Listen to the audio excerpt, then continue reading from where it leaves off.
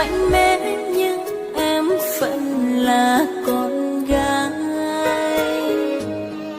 Giờ em mất anh chẳng biết dựa vào ai.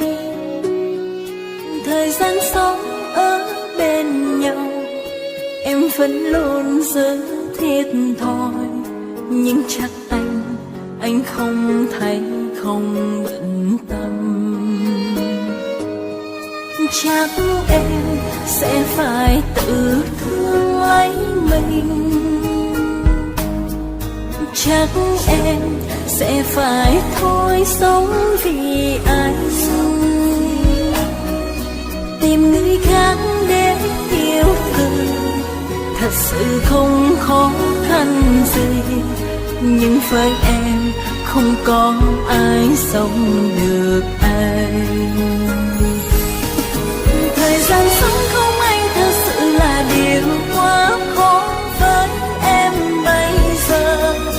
Vì nhiều lúc cô đơn em lại trở về yêu đuối hơn em ngày xưa. Mạnh mẽ cũng không cho em được nụ cười tươi, đã mất đi lâu rồi.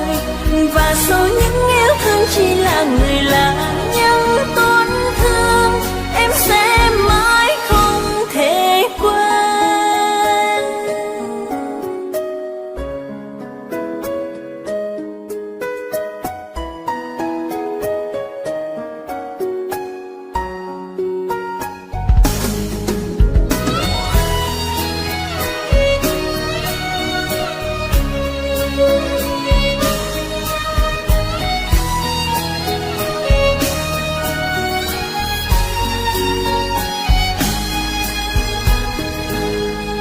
Dù mạnh mẽ nhưng em vẫn là con gái.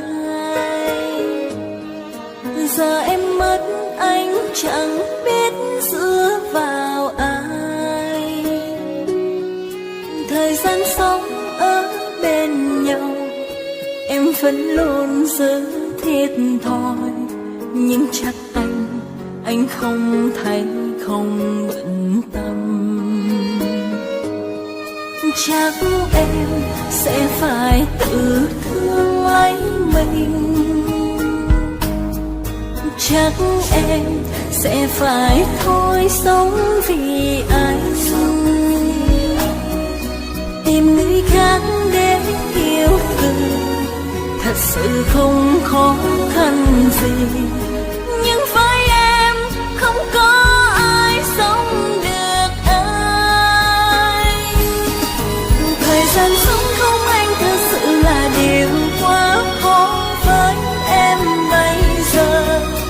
Vì nhiều lúc cô đơn em lại trở về yêu đuối hơn em ngày xưa.